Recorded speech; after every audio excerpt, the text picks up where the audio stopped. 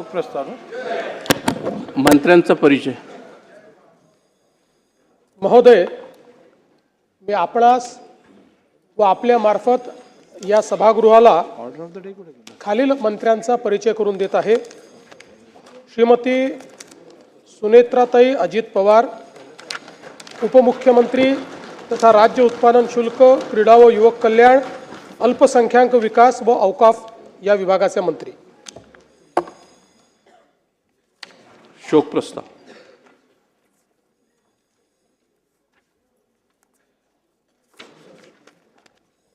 माननीय अध्यक्ष महोदय, खरं म्हणजे आज बोलणं कुठून सुरू करावं असा एक प्रश्न माझ्या मनात निर्माण झाला आहे.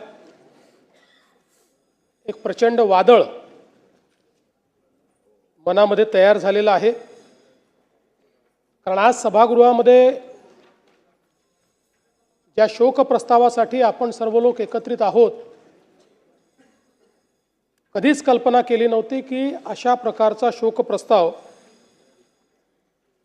हा आपल्याला या ठिकाणी त्याच्यावर व्यक्त व्हावं लागेल. खरं म्हणजे सहज बाजूला नजर गेली तर नेहमीच खुर्चीत दादा असायचे आणि सभागृहामध्ये तर सुरुवातीपासनं तर रात्री उशिरापर्यंत कितीही काळ सभागृह चाललं तरी आपल्या जागी बसलेले दादा हे आपल्याला या ठिकाणी पाहायला मिळायचे. आज दुर्दैवाने ते आपल्यामध्ये नाहीत, याची निश्चितपणे खंत आहे. खरं तर यावर्षी दादांनी 12वा अर्थसंकल्प मांडला असता, पुढच्या वर्षी 13वा अर्थसंकल्प मांडून बॅरिस्टर शेषरावजी वानखेडे यांचा जो विक्रम आहे त्याची बरोबरी केली असती आणि कदाचित पुढच्या काळामध्ये महाराष्ट्राच्या इतिहासात सर्वाधिक अर्थसंकल्प मांडणारे अर्थमंत्री म्हणून दादांचं या ठिकाणी कार्य राहिलं असतं. पण अचानकपणे दादा आपल्यातनं निघून गेले आणि यावेळी हा अर्थसंकल्प मांडण्याची जबाबदारी या ठिकाणी माझ्यावर आली. खरं म्हणजे अर्थसंकल्पाच्या संदर्भात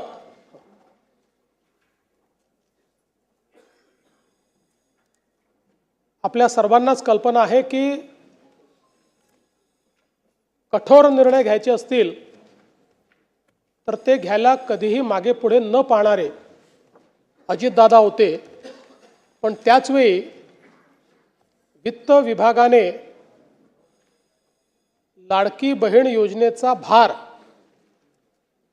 हा अर्थसंकल्पावर फार मोठ्या प्रमाणात पडेल आणि म्हणून याचा पुनर्विचार करावा असं सुचवल्यानंतर देखील त्या ठिकाणी ठामपणे निर्णय घेऊन तो विषय मंत्रिमंडळापुढे आणण्याचं काम करणारे देखील अजितदादा होते. आणि आपल्या सगळ्यांना आठवतं की लाडकी बहीण योजनेनंतर अजितदादांनी गुलाबी जॅकेट घालणं सुरू केलं होतं आणि आम्हालाही सगळ्यांना ते जॅकेट घालायला लावलं होतं. आता या सगळ्या गोष्टी केवळ आठवणींमध्ये आहेत आणि म्हणून मला असं वाटतं की संपूर्ण सभागृह अत्यंत या परिस्थितीमध्ये दुःखी आहे.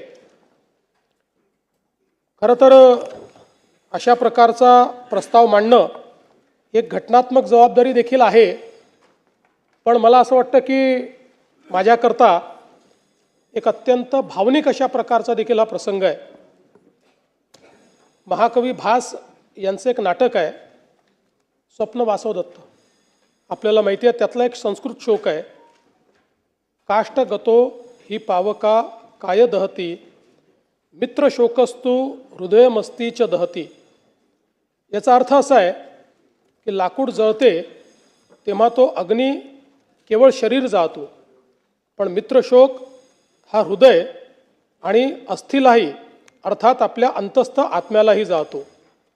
अजितदादांसारख्या एका सच्च्या मित्राचा सहप्रवासाचा असा मृत्यू होणं ही खरं म्हणजे केवळ राजकीय हानी नाही, तर आपल्या सर्वांच्याच अंतःकरणाला प्रचंड वेदना देणारी अशा प्रकारची बाब आहे. आपण असं म्हणतो की काही गोष्टींवर काळ केवळ हे औषध असतं, पण तरी देखील कितीही काळ गेला तरी काही वेदना या मात्र कमी होत नाहीत. अशा प्रकारची निश्चितपणे ही एक वेदना असणार आहे. आपण अनेक वेळा राजकीय नेत्यांच्या निधनानंतर पोकळी निर्माण झाली अशा प्रकारचं वक्तव्य करतो. खरं म्हणजे ज्यावेळी एखादा ज्येष्ठ नेता आपल्यातनं ते निघून जातात, अनेक वर्ष त्यांनी काम केलेलं असतं, त्यावेळी त्यांच्या निधनाने त्यांची कमतरता जाणवते, ती पोकळी नसते. पण ज्यावेळी अजितदादांसारखा एक व्यक्ती जो राजकीय क्षेत्रामध्ये स्थिरावलेला आहे, ज्यांनी राजकीय क्षेत्राला वेगवेगळ्या पद्धतीनं पादांकरात केलं आहे, ज्यांनी राजकीय क्षेत्रामध्ये आपलं स्वतःचं अस्तित्व नेतृत्व निर्माण केलं आहे आणि ज्या व्यक्तीकडे समाज आणि संपूर्ण क्षेत्र भविष्याच्या दृष्टीनं पाहत आहे, असा व्यक्ती ज्यावेळेस निघून जातो त्यावेळी खऱ्या अर्थानं पोकळी निर्माण झाली हा जो शब्द आहे, त्या शब्दाची व्याख्या काय आहे ही आपल्याला लक्षात येते. कारण तो असा क्षण असतो की ज्यावेळी आपल्याला लगेच लक्षात येतं की आता अशा प्रकारचे अजितदादा दुसरे होऊ शकत नाही. त्यामुळे ही जी पोकळी आहे ही पोकळी भरून काढणं हे अत्यंत कठीण आहे. आणि म्हणून मला असं वाटतं की खऱ्या अर्थानं त्यांचं अकस्मात निधन हा आपल्या सर्वांकरता एक धक्का देखील त्या ठिकाणी आहेच. खरं म्हणजे मंत्रिमंडळाच्या बैठकांमध्ये, जनतेमध्ये जात असताना, प्रसार माध्यमांमध्ये, जाहीर कार्यक्रमांमध्ये, अधिवेशन चालू झाल्यानंतर अजितदादांचं अस्तित्व हे सगळीकडे ठळकपणे जाणवायचं. कारण आपल्याला कल्पना आहे की प्रत्येक गोष्ट ही शिस्तीत झाली पाहिजे अशा पद्धतीनं सातत्याने अजितदादांचं त्या ठिकाणी म्हणणं असायचं. आणि सकाळी 6 वाजल्यापासून काम करणारा नेता अशा पद्धतीनं त्यांची ख्याती होती.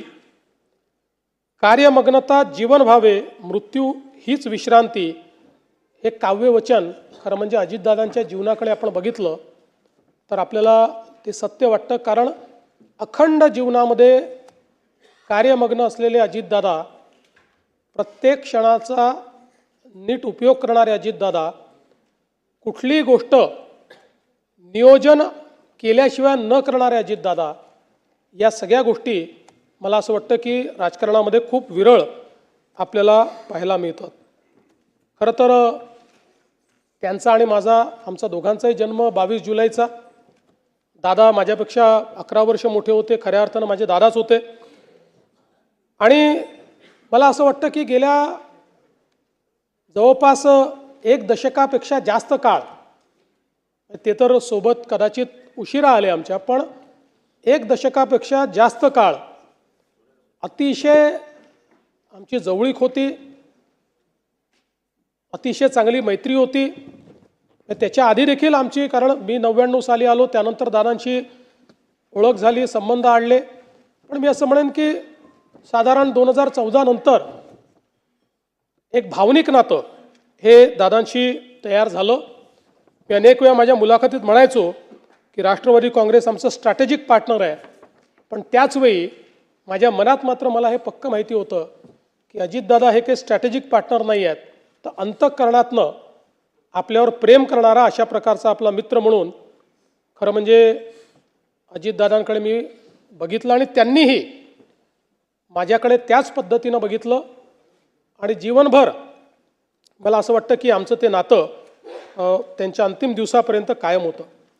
मला आजही आठवतं की 27 जानेवारी 2026ला मंत्रिमंडळाची बैठक झाली, त्यानंतर पायाभूत सुविधांची बैठक झाली.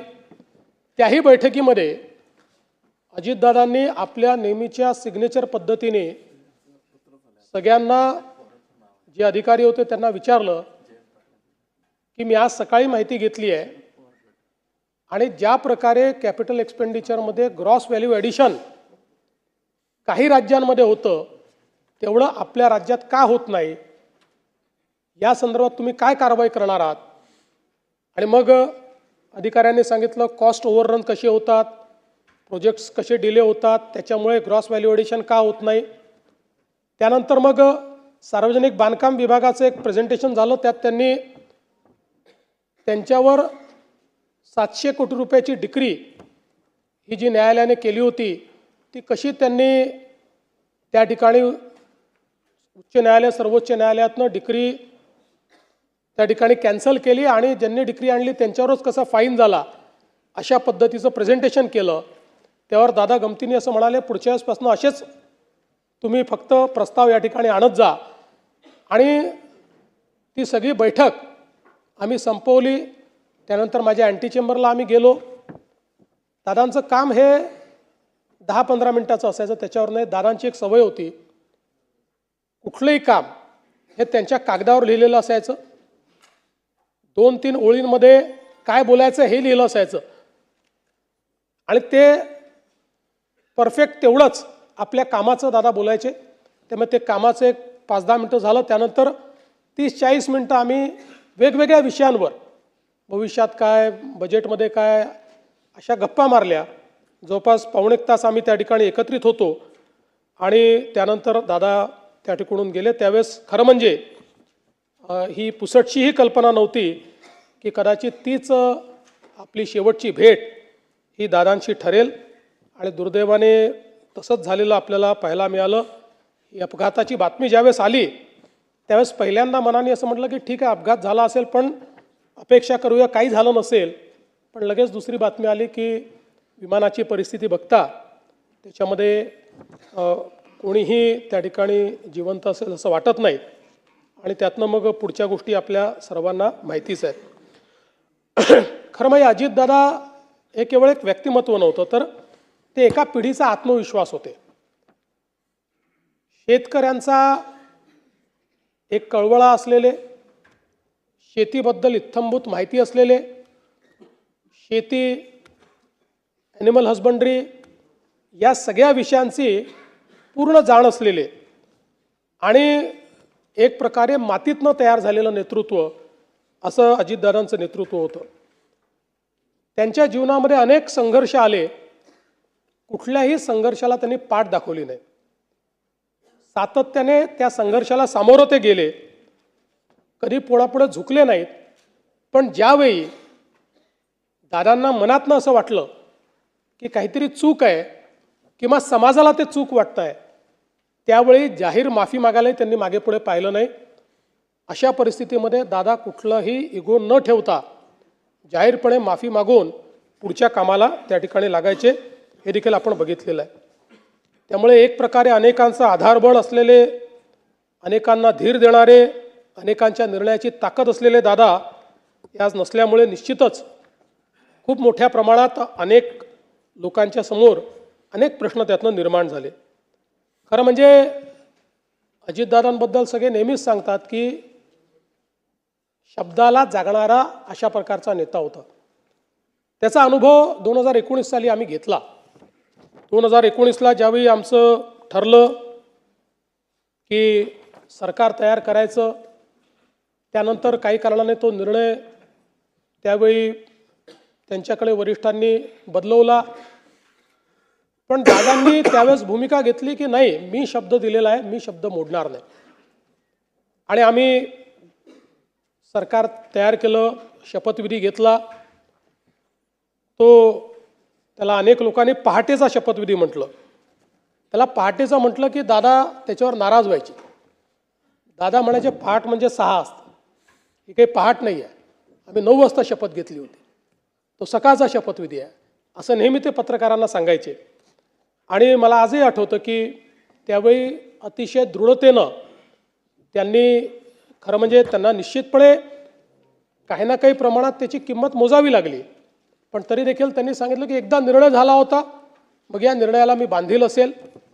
आणि ज्यावेळी सर्वोच्च न्यायालयाचा निर्णय आमच्या विरोधात गेला, मला आजही आठवतं की वर्षा बंगल्यामध्ये दादा आणि मी दोघंच जण होतो. त्यावेळी तो निर्णय विरोधात गेल्यानंतर त्या ठिकाणी सरकार स्थापन करणं काही शक्य नव्हतं. दादांनी विचारलं काय केलं पाहिजे. मी म्हटलं दादा आता याच्यामध्ये उगीच तुम्ही स्वतःचा बळी द्यावा अशी आमची पण अपेक्षा नाही. ठीक आहे, आता जे काही असेल तुम्ही तुमचा निर्णय घ्या.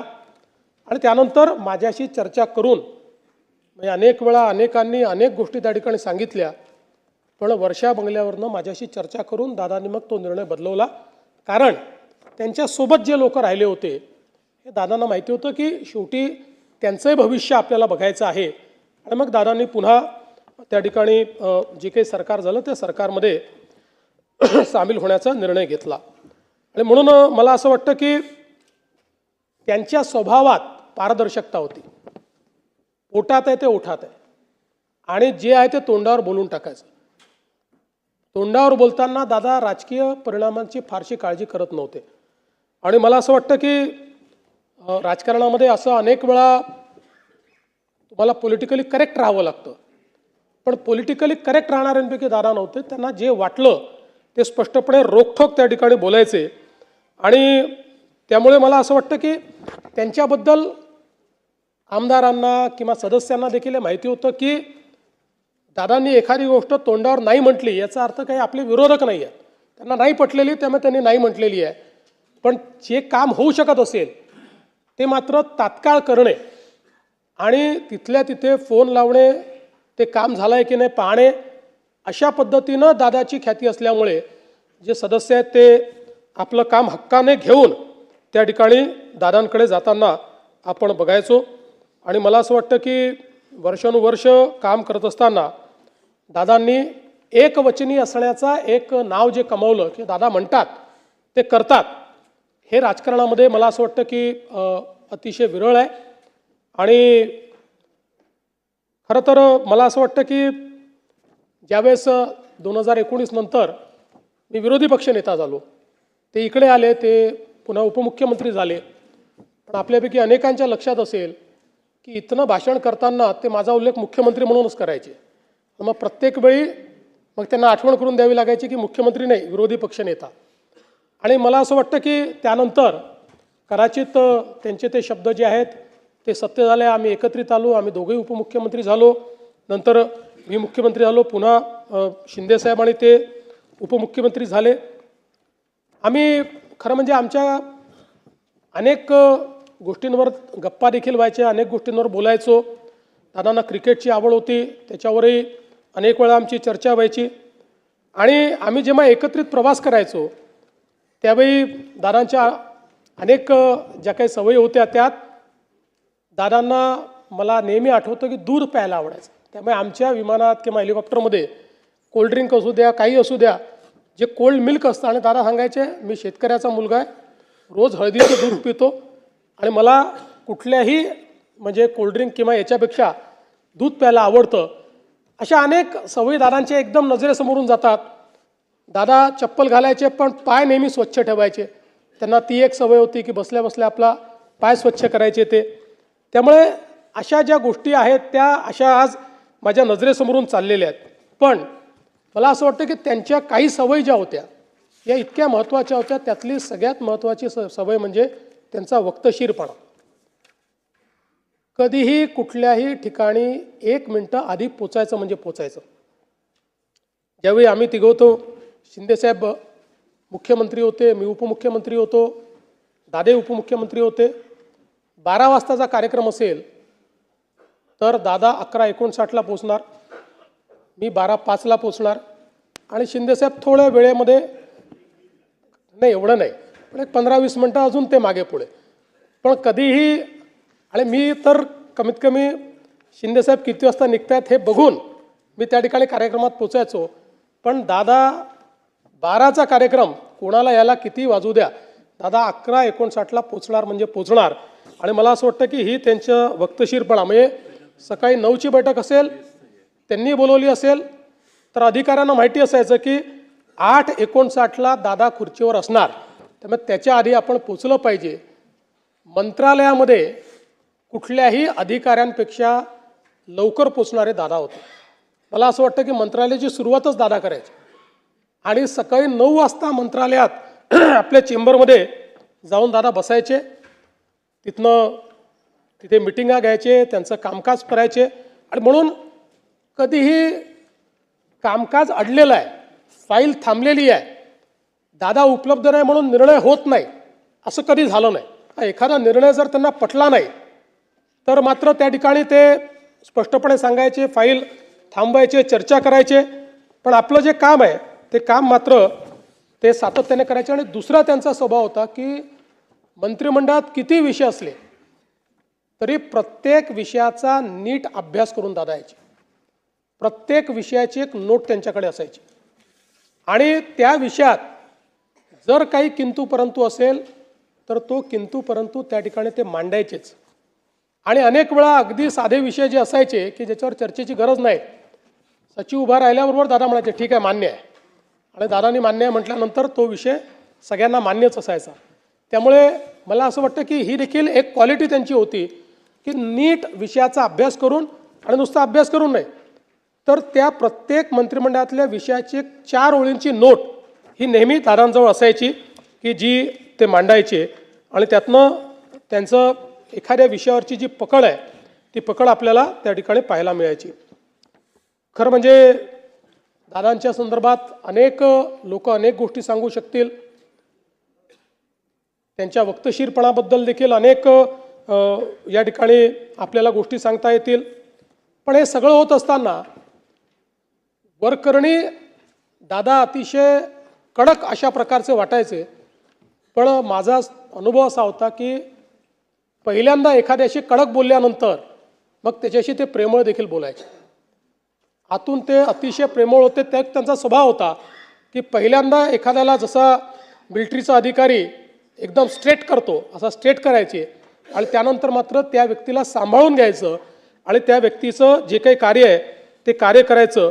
हे खरं म्हणजे दादांचं आपण काम पाहिलं. पण हा सगळा वक्तशीरपणा, हे सगळं घड्याळाच्या काट्याने चालणं, या सगळ्या गोष्टी जरी खऱ्या असल्या तरी पहिल्यांदाच दादांनी टायमिंग मात्र चुकवलं. आणि ते टायमिंग म्हणजे ज्यावेळेस राजकारणामध्ये खूप मोठी इनिंग दादा खेळतील हे आपल्या सगळ्यांना दिसत होतं. अशा परिस्थितीमध्ये त्याने पहिल्यांदा जीवनाचं टायमिंग चुकवलं आणि त्याची हळहळ ही आपल्या सर्वांना नेहमीच राहील. खरं तर दादा 6 वेळा उपमुख्यमंत्री झाले. सर्वाधिक वेळा उपमुख्यमंत्री होण्याचा मान त्यांना मिळाला. पण अनेक वेळा ते असं म्हणायचे की मी कधीतरी मुख्यमंत्री होईल पण मी उपमुख्यमंत्री मात्र नेहमी राहील. अशा पद्धतीनं अनेक वेळा गमतीने ते म्हणायचे. आज मी असं म्हणू शकतो Ajitdada Pawar was the best chief minister Maharashtra never had. एक जो चांगला मुख्यमंत्री महाराष्ट्राला मिळू शकला असता तो अजितदादांच्या रूपानं आता आपल्यामध्ये नाही. आणि मला विश्वास आहे की शेवटी कधीतरी त्यांचं स्वप्न देखील नियतीने पूर्ण केलं असतं. त्यांच्यात ती क्षमता निश्चितपणे होती. शेवटी राजकारणामध्ये वेगवेगळ्या प्रकारचे गणितं असतात, पण क्षमतेचा जर विचार केला तर मुख्यमंत्री पदाकरता पूर्णपणे क्षमता असलेलं नेतृत्व हे अजितदादांचं होतं. खरं तर मी असं म्हणेन की राजकारणामध्ये आपल्याकडे अनेक नेते आहेत, अनेक दादा आहेत आणि सगळ्याच दादांनी चांगलं काम केलं आहे. पण महाराष्ट्रामध्ये वसंतदादा आणि अजितदादा ही 2 नावं अशी आहेत की ज्यांना दादा म्हणून नेहमीच महाराष्ट्र हा त्यांच्या कामाकरता या ठिकाणी लक्षात ठेवेल. दादांनी सुधाकरराव नाईकांच्या मंत्रिमंडळात ज्यावेळेस काम केलं त्यावेळी खरं म्हणजे सुरुवातीच्या काळामध्ये जेव्हा दादा मंत्री झाले त्यावेळी थोडा त्यांचा स्वभाव अबोल होता किंवा नेमकं तेवढं काम करायचं अशा प्रकारचा त्यांचा स्वभाव होता. त्यामुळे पहिल्यांदा लोकांचा दृष्टिकोन असा होता की एका मोठ्या घराण्यातला माणूस आहे, हा मंत्री झालेला आहे. पण त्यानंतर ज्यावेळेस दादांनी काम करणं सुरू केलं आणि विशेषतः सुधाकररावांच्या मंत्रिमंडळामध्ये त्यांनी ज्यावेळेस काम सुरू केलं, खरं तर सुधाकरराव त्यानंतर त्यांच्या प्रत्येक वाक्यागणित अजितदादांचं नाव घ्यायचे आणि त्यातनं अजितदादांचा परिचय हा काम करणारा नेता म्हणून, काम करणारा मंत्री म्हणून या महाराष्ट्राला झाला. आणि मला असं वाटतं की त्यानंतर मात्र त्यांनी जी स्वतःची ओळख निर्माण केली, कारण आपल्याला माहिती आहे की ते पहिले लोकसभेवर गेले, पण त्यानंतर पवारसाहेबांना तिकडे जायचं होतं, त्यामुळे दादा विधानसभेवर आले आणि त्यानंतर मात्र 8 वेळा निर्विवादपणे प्रचंड मतांनी आणि वेगवेगळे रेकॉर्ड करत बारामती मतदारसंघातनं दादा हे सातत्याने विधानसभा जिंकतच राहिले. बारामतीचा अपराजित नेता म्हणून दादांकडे आपण पाहतो. जनतेचं जे प्रेम दादांना मिळालं ते निश्चितपणे मला असं वाटतं की कुठल्याही नेत्याकरता त्यापेक्षा मोठा दुसरा कुठलाही ठेवा हा असू शकत नाही. आपल्याला या ठिकाणी माहिती आहे की विकास प्रकल्पांच्या बाबतीत दादा नेहमी सकारात्मक असायचे. त्यांचा मूळ पिंड हा विकास झाला पाहिजे, प्रोजेक्ट झाले पाहिजे आणि विरोधी पक्षात असतानाही विरोधाला विरोध न करता त्यांच्यामध्ये ही हिंमत देखील होती की एखादा जर चांगला प्रकल्प असेल तर त्याला विरोधी पक्षात असताना देखील, म्हणजे मी मुख्यमंत्री असताना देखील अनेक वेळा अनुभव घेतला की थेट त्याला त्यांनी या सभागृहात ते बोलायचे की ठीक आहे, बाकी गोष्टी सोडून द्या, हे बरोबर आहे. किंवा विरोधी पक्षात असतानाही एखाद्या सभेमध्ये आपल्याच पक्षाचा एखादा व्यक्ती हा पंतप्रधानांबद्दल चुकीचं बोलल्यानंतर त्याच ठिकाणी आपल्याच पक्षाच्या व्यक्तीला किंवा तू लहान आहे, पंतप्रधानांबद्दल या शब्दात बोलण्याचं तुला कुठलाही अधिकार नाही, हे दरडावून सांगणं, ही देखील जी एक मला असं वाटतं की एखाद्या नेतृत्वाची जी काही क्षमता असते ती क्षमता दादांमध्ये आपण अनुभवली आणि दादांनी त्या संदर्भात नेहमीच मला असं वाटतं की आता प्रयत्न केला. कधी फायलींचा ढीग हा दादांकडे आपण बघितला नाही. अधिकाऱ्यांना बोलवायचं, तिथे निर्णय करायचे, त्यांच्याकडनं समजून घ्यायचं आणि एकदा पटलं की त्याची पाठराखण करायची, अशा पद्धतीनं ते सातत्याने काम करायचे. आज समाज माध्यमांमध्ये दादांचे अनेक व्हिडिओ आपण पाहतो. त्यांच्या म्हणजे तसा मूळ दादांचा स्वभाव हा जरी सिरियस वाटत असला तरी त्यांच्या भाषणांमध्ये मात्र खूप खुमासदारपणा असायचा. आज आपण अनेक त्यांची भाषणं जी काही समाज माध्यमात पाहतो, त्यांचे अनेक शॉर्ट्स पाहतो, अनेक त्यांचे पोस्ट पाहतो, लोकांनी केलेले अनेक त्यांचे जे व्हिडिओज आहेत ते पाहतो. त्यामुळे त्यांच्या भाषणामध्ये अगदी सरळ सोप्या भाषेमध्ये त्या ठिकाणी ते विनोद करायचे आणि त्यामुळे लोकांना ते आवडायचं. किंवा पत्रकार परिषदेमध्येही अनेक वेळा एका वाक्याचं, एका शब्दाचं उत्तर असं देऊन पत्रकारांना एखाद्या गंभीर विषयांवर नाकारलेले उत्तर आणि त्या ठिकाणी उत्तरही दिलं नाही, त्यांना बोलायला संधी मिळाली नाही, अशा पद्धतीनं दादांचं आपल्याला त्या ठिकाणी काम पाहायला मिळायचं. आणि कुठल्याही सवय नसलेल्या दादांची एकच सवय होती, ती म्हणजे काम. He was a workaholic person. कुठलंही काम दादांनी ज्या क्षेत्रात काम केलं त्या क्षेत्रामध्ये दादांनी उत्तम काम केलं. माननीय पवार साहेबांनी देखील लोक माझे सांगती या पुस्तकामध्ये दादांचं वर्णन करताना लिहिलं आहे, अजितच्या कामांचा झपाटा, सहकाऱ्यांना विश्वास देण्याची त्याची पद्धत आणि कितीही काम करण्याची त्याची तयारी, यामुळे त्याच्या नेतृत्वाबद्दल विधिमंडळ सदस्यांच्या मनात सन्मानाचे स्थान आहे. अजितची ही स्वकष्ट अर्जित कमाई आहे, असं पवारसाहेबांनी देखील त्यांच्याबद्दल लिहिलेलं आहे. साहित्य क्षेत्रामध्ये मधु मंगेश कर्णिक यांनी सांगितलेला किस्सा आहे की ज्यावेळेस मालगुंडला केशवसुतांच्या स्मारकाकरता निधीची कमतरता होती, तर त्यांना सांगितलं की तुम्ही अजितदादांकडे जा. तर त्यांच्या मनात शंका होती की दादांकडे गेल्यानंतर त्यांना या स्मारकाचं इतकं महत्त्व वाटेल का, किंवा हे महत्त्वाचं असेल का. आणि त्यावेळेस ते दादांकडे गेले. दादांना सहकार चळवळीच्या संदर्भात, शिक्षणाच्या संदर्भात, उद्योगाच्या संदर्भात तर सगळ्या लोकांना माहितीच होतं की किती त्यांची आस्था आहे. पण साहित्य क्षेत्राच्या संदर्भात दादा फार प्रगट करत नव्हते. पण ज्यावेळेस ते त्या ठिकाणी गेले त्यावेळेस दादांनी त्यांना सांगितलं की केशवसुतांचं स्मारक हे झालंच पाहिजे. तात्काळ त्याकरता निधी दिला आणि स्वतः फोन करून मधु मंगेश कर्णिकांना सांगितलं की हा निधी मी दिलेला आहे, काम इमिजिएट झालं पाहिजे आणि कुठेही निधी कमी पडला तर तो निधी तुम्ही मला मागा.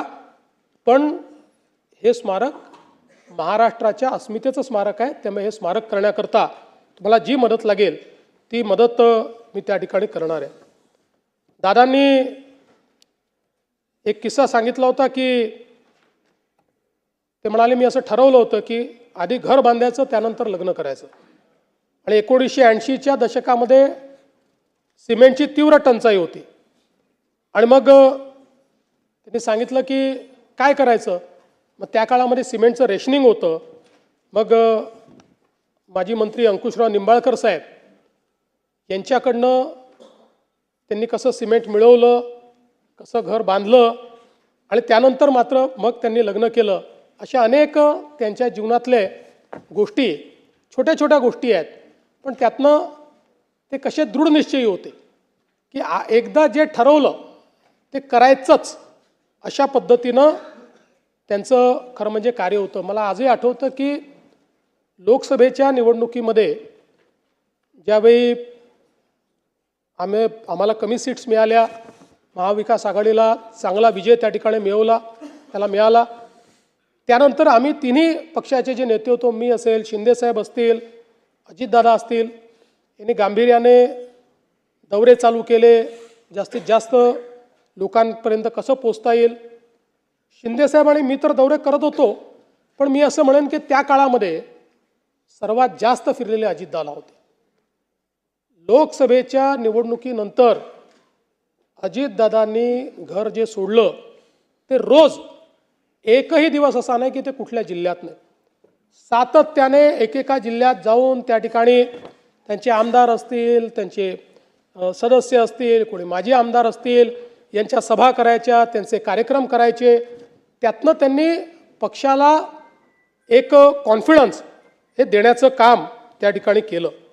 खरं म्हणजे दादांच्या जाण्याने संपूर्ण महाराष्ट्र तर हळहळला आहेच, पण निश्चितच त्यांच्या कुटुंबांना, सुनेत्रा बहिणींना जे काही दुःख झालं असेल ते आपण सगळे समजू शकतो. पण या बिकट परिस्थितीतही वहिनींनी अतिशय धीरोदत्तपणे या ठिकाणी त्यांचं कार्य पुढे नेण्याकरता कठोर निर्णय घेतला आणि अत्यंत संयमी आणि घरंदाज पद्धतीनं आज ज्या पद्धतीनं त्यांनी हे सगळं जे काही कार्य आहे ते हातामध्ये घेतलं आहे, ते कार्य त्या पेलतायत. निश्चितपणे आपण सगळे लोक आणि आपल्या सद्भावना या त्यांच्या पाठीशी आहेतच. कारण शेवटी राजकीय क्षेत्रामध्ये अनेक वेळा व्यक्तिगत वेदना आपल्याला बाजूला ठेवून समाज, राज्य याचा विचार करत आपलं कर्तव्य त्या ठिकाणी बजावत राहावं लागतं. मला विश्वास आहे की वहिनी देखील ज्या प्रकारे दादांनी एक आपली वेगळी प्रतिमा तयार केली तशी आपली प्रतिमा तयार करतील आणि त्याच पद्धतीनं दृढतेनं या ठिकाणी काम करतील. खरं तर दादांचा जन्म हा आपल्याला माहिती आहे राहुरी तालुक्यातला होता आणि दादांचे जे मामा आहेत, कदम कुटुंब जे आहे, हे कट्टर राष्ट्रीय स्वयंसेवक संघाचं कुटुंब होतं. राष्ट्रीय स्वयंसेवक संघाचे पदाधिकारी देखील त्यांचे मामा होते, त्यांचं घर होतं. दादांचं बालपण बऱ्यापैकी मामांच्या घराकडे गेलं असल्यामुळे त्यांच्या त्या कार्याची जाणीव देखील होती. पण दादा मात्र मोठे हे जो काही त्या काळचा काँग्रेसी विचार होता किंवा पवारसाहेबांचं जे नेतृत्व होतं त्या नेतृत्वातून ते पुढे झाले. त्यांनी शिक्षण पूर्ण केल्यानंतर शेतीची सुरुवात केली. टोमॅटो लागवड, दुग्ध व्यवसाय, कुक्कुटपालन या सगळ्या गोष्टी त्यांनी स्वतः केल्या आहेत. हे मला जी काही माहिती आहे त्यात त्यांनी स्वतः वहिनींनी या ठिकाणी हे सगळं काम करणं, त्याचं मार्केटिंग करणं, बाजारात देखील या सगळ्या वस्तू पोचवणं, या सगळ्या गोष्टी म्हणजे ज्याला आपण जमिनीतनं उठून मोठं होणं म्हणतो, अशा प्रकारचं सगळं कार्य हे त्यांनी केलं. आणि म्हणूनच सामान्यातल्या सामान्य माणसाच्या अडीअडचणी या दादांना माहिती होत्या. सहकार, शेती, ग्रामीण विकास यातनं त्यांनी राजकीय प्रवास जो सुरू केला तो सातत्याने आपल्याला माहिती आहे की वेगवेगळ्या पदांवर दादा राहिले. त्यांनी अतिशय चांगलं काम हे वेगवेगळ्या पदांवर केलं. आणि हे सगळं करत असताना त्यांनी जे अर्थसंकल्प मांडले ते जर आपण बघितलं तर त्या अर्थसंकल्पांचा जो काही स्थायी भाव आहे त्याच्यामध्ये त्यांचा भर हा नेहमी राजकोषीय स्थैर्य निर्मितीवर असायचा. म्हणजे महसुली वाढ आणि खर्चाला प्राधान्यक्रम, विकास अभिमुख विस्तार म्हणजे भांडवली गुंतवणूक वाढवून रस्ते, ऊर्जा, सिंचन, उद्योगांना चालना देणं आणि संरचनात्मक संतुलन या 3 गोष्टींवर आधारित सगळे त्यांचे अर्थसंकल्प आपल्याला पाहायला मिळतात. त्यामुळे खर्चावर नियंत्रण ठेवण्याचं काम ते नेहमी करायचे. मला आजही आठवतं की आम्ही मंत्रिमंडळाच्या बैठकीत जेव्हा बसायचो त्यावेळी शिंदेसाहेब बसायचे, त्यांच्या बाजूला मी बसायचो आणि मग दादा बसायचे. आणि तो काळ अतिशय घाईचा काळ होता. मग अनेक वेळा माझी भूमिका रेफरीची यायची, कारण शिंदेसाहेबांचा हात खुला होता. त्यामुळे ते दरवेळेस एखादी नवीन योजना आणायचे. दादा म्हणायचे आपण आता मोठ्या योजना केलेल्या आहेत, मग आता ही योजना कशी करायची. मग शिंदेसाहेब मला म्हणायचे की नाही आपल्याला ही केली पाहिजे. मग मी त्यांना सांगायचो केली पाहिजे. मग ते सांगायचे नाही पण आत्ता पैशाची तंगी आहे. मग मी यांना सांगायचो पैशाची तंगी आहे. असं करून मग शेवटी दोघांचं एकमत व्हायचं आणि मग आम्ही ती योजना पूर्ण करायचो. त्यामुळे हा आमच्या तिघांच्या स्वभावातला हे अंतर होतं. पण मला असं वाटतं की आम्ही तिघं एकमेकाला कॉम्प्लिमेंट करत होतो. आणि म्हणून त्यातनं एक कुठल्याही मुख्यमंत्र्याला अर्थमंत्री कसा पाहिजे तर तो अजितदादांसारखा पाहिजे की जो तुम्हाला नेहमी वास्तविकतेचा आरसा दाखवेल पण त्याचवेळी राज्याची वाटचाल थांबवणार नाही. अशा प्रकारचा अर्थमंत्री हा आपण त्यांच्या माध्यमातून बघितला.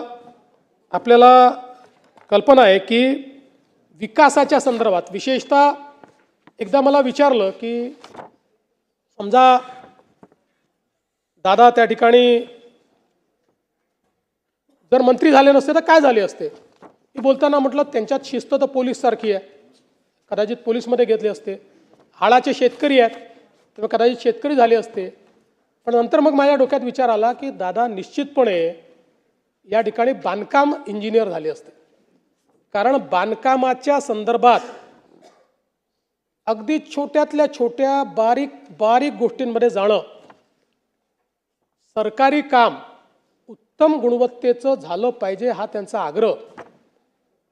सकाळी 6 वाजता साईटवर जाणार, सगळ्या अधिकाऱ्यांना बोलवणार आणि त्यातल्या छोट्या छोट्या गोष्टी शोधून काढणार. हे असं काय, हे तसं काय, हे काय वापरलं आहे, याची किंमत किती आहे. आणि म्हणून जी बांधकामं दादांच्या देखरेखीखाली झाली आपण जर बघितली तर एक सरकारी बांधकामाचा खाक्या असतो, त्या खाक्यातली ती बांधकामं वाटत नाही.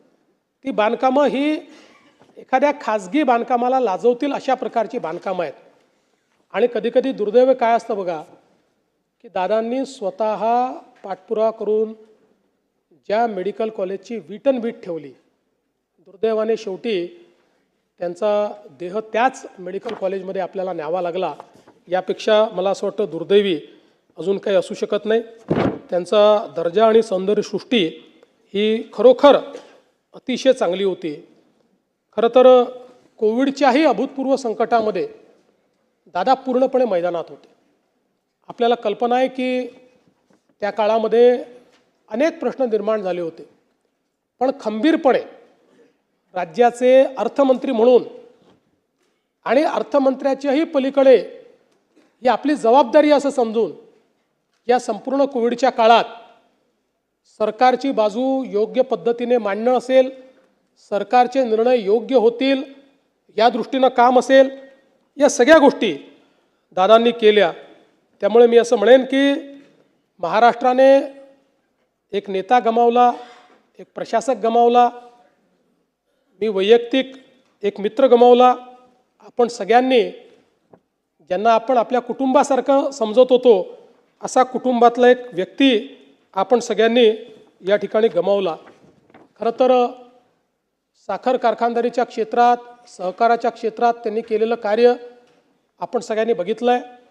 शिक्षणाच्या क्षेत्रात त्यांनी केलेलं कार्य, सगळ्या संस्थांचं नाव, सगळ्या कारखान्यांचं नाव या ठिकाणी घेणार नाही, पण या प्रत्येक गोष्टीत दादांचा एक ठसा आपल्याला पाहायला मिळतो. त्याच्या प्रत्येक विकासामध्ये दादांच्या पाऊलखुणा आपल्याला पाहायला मिळतात. एक दादांचा टच आपल्याला पाहायला मिळतो, एक दादांचा ब्रँड आपल्याला पाहायला मिळतो. मला असं वाटतं की अशा पद्धतीनं हे कार्य करणं हे खरोखर राजकीय नेत्यांनी देखील यातनं शिकण्यासारखं आहे. खरं तर आज दादा आपल्यामध्ये नाहीत आणि निश्चितपणे आता आठवणींच्या व्यतिरिक्त आपल्याजवळ मला असं वाटतं की त्यांच्या स्मृतीच राहणार आहेत. पण अशा या सगळ्या जो काही विचारांचं काहूर आहे, वेगवेगळ्या आठवणी आहेत, यावर जर आपण बोलत राहिलो तर कदाचित आपल्यापैकी प्रत्येकजण दिवसभर बोलू शकेल. आणि म्हणून खरं तर कवी पी सावळाराम यांचं एक गीत आहे, त्यातलं एक कडवं हे केवळ दादांकरताच लिहिलं आहे का असं आपल्याला वाटावं. जनसेवेचे बांधून कंकण, त्रिभुवन सारे घेईन जिंकून, अपूर्व अपुले दृढसिंहासन, नित भिजतो मानवतेला, जो आवडतो सर्वांना तोची आवडे देवाला. मला असं वाटतं की हे कदाचित दादांकरताच लिहिलं आहे असं आपल्या सर्वांना जाणवावं. मी दादांच्या पावन स्मृतींना या ठिकाणी विनम्र अभिवादन करतो. त्यांच्या आत्म्यास चिरशांती लाभो अशी प्रार्थना करतो. आणि जी काही त्यांचे कुटुंबीय आहेत या कुटुंबियांना या ठिकाणी हे दुःख सहन करण्याची शक्ती आपल्याला आणि त्यांना ईश्वर देव अशी ईश्वरचरणी प्रार्थना करतो. आज राज्याचे माजी मंत्री स्वरूपसिंग हिर्या नाईक यांचं देखील शोकप्रस्ताव आहे. खरं म्हणजे आपल्या सर्वांना माहिती आहे की अनेक वर्ष मंत्री म्हणून काम केलेले, आदिवासी समाजामध्ये एक उत्तम नेतृत्व असलेले कैलासवासी स्वरूपसिंग हिर्या नाईक यांचा जन्म 10 सप्टेंबर 1938 रोजी नंदुरबार जिल्ह्यातील नवापूर तालुक्यातील नवागाव येथे झालं होतं. त्यांचं शिक्षण SSC पर्यंत झालं होतं. त्यांनी आदिवासी सेवा सहाय्यक संस्थेची स्थापना करून कला, वाणिज्य आणि विज्ञान महाविद्यालय, D.Ed आणि B.Ed महाविद्यालय तसंच आश्रमशाळा सुरू केल्या. नवापूर तालुका शिक्षण प्रसारक संस्था तसेच पोस्ट बेसिक आश्रमशाळेच्या माध्यमातून त्यांनी शिक्षण क्षेत्रात भरीव कार्य केले. त्यांनी धुळे जिल्हा कृषी औद्योगिक सहकारी संघ, नंदुरबार तालुका आदिवासी दूध उत्पादक संघ, आदिवासी सहकारी साखर कारखान्याचे संस्थापक संचालक म्हणूनही उत्तम कार्य केले. आदिवासी समाजाच्या व्यसनमुक्तीसाठी त्यांनी गावोगावी भजन मंडळाची स्थापना करून जनजागृतीचे कार्य केले होते. अनधिकृत सावकारीपासून आदिवासी समाजाला शोषणमुक्त करण्यासाठी त्यांनी विशेष प्रयत्न केले होते.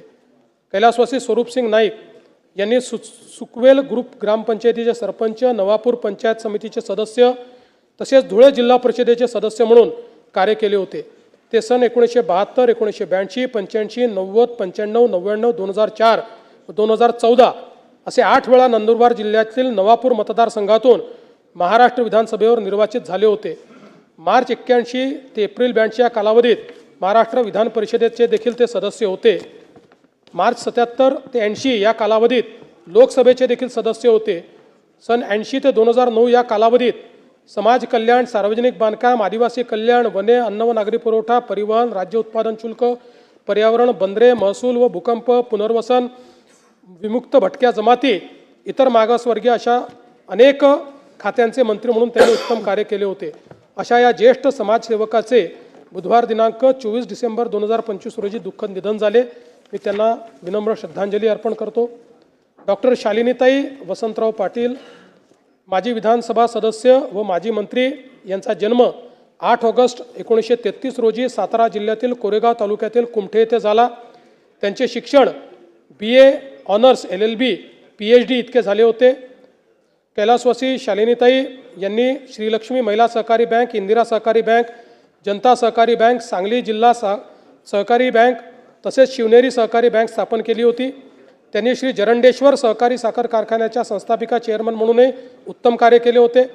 त्यांनी स्वर्गीय चंद्रकांत वसंतदादा पाटील विद्यालय व ज्युनियर कॉलेज सुरू करून विद्यार्थ्यांच्या शिक्षणाची सोय केली.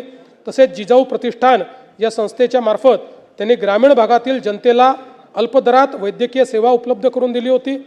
सहकार, शिक्षण व सामाजिक क्षेत्रात त्यांनी भरीव कार्य केलं होतं. कैलासवासी डॉक्टर शालिनीताई पाटील यांनी सांगली जिल्हा लोकल बोर्डाच्या सदस्या, तासगाव पंचायत समितीच्या सदस्या म्हणून देखील काम केलं होतं.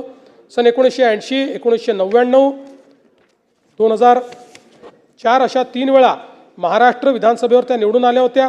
सन 83 ते 84 या काळात लोकसभेच्या सदस्या होत्या. सन 80 ते 83 कालावधीत महसूल, पुनर्वसन, सार्वजनिक बांधकाम, रोजगार, अन्न व नागरी पुरवठा खात्याचे मंत्री म्हणून त्यांनी उत्तम कार्य केलं होतं. अशा या ज्येष्ठ समाजसेविकेचे शनिवार दिनांक 20 डिसेंबर 2025 रोजी दुःखद निधन झाले.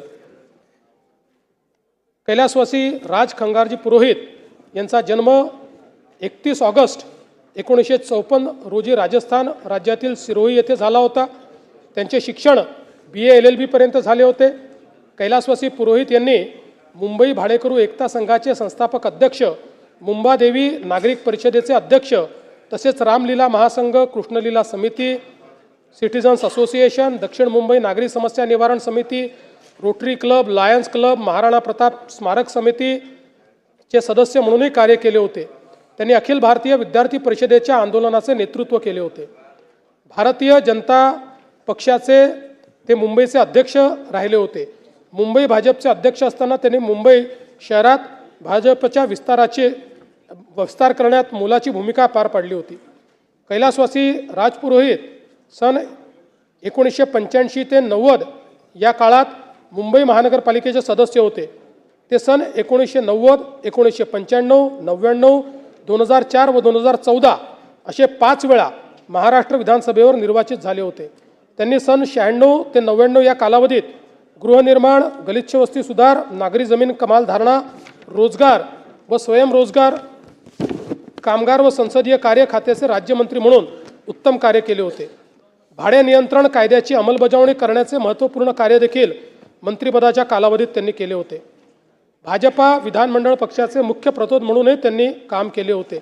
खरं म्हणजे आम्ही सगळे लोक ते प्रतोद असताना त्यांच्यासोबत काम करण्याची आम्हाला खूप वर्ष संधी मिळाली आणि या सभागृहातल्या जुन्या सर्व नेत्यांना माहिती आहे की सर्व पक्षीय लोकांचे अतिशय जवळचे मित्र म्हणून राजपुरोहितांकडे पाहिलं जायचं. अतिशय आक्रमक पण तेवढेच सर्वांशी मैत्री ठेवणारे आणि खऱ्या अर्थानं मुंबईमध्ये व्यापारी नेता म्हणून राजपुरोहित यांची एक ओळख होती.